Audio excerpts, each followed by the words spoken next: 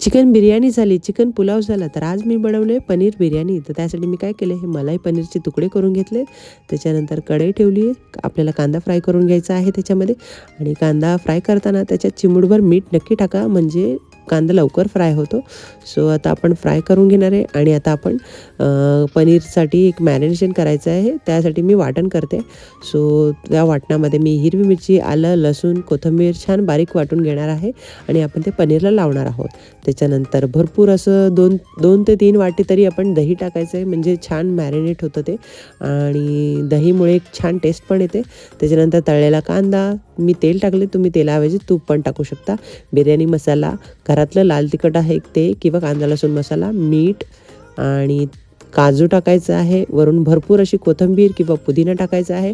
आणि छान मिक्स करून घ्यायचं आहे. अर्ध्या तासासाठी मॅरिनेशन करून ठेवायचं आहे. आता आपण राईस बॉईल करायला ठेवायचं आहे. आता राईस बॉईल करताना त्याच्यात कोथिंबीर, खडे मसाले टाकायचे आहेत आणि छान उकळू द्यायचे. चवीनुसार मीठ पण टाका थोडंसं, राईस पुरतं.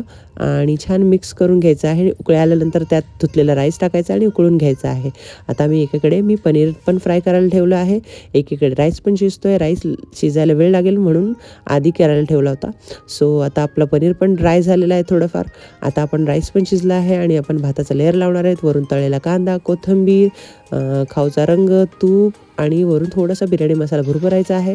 आणि 15 ते 20 मिनटं मस्त असं दणदणीत असं दम द्यायचा आहे.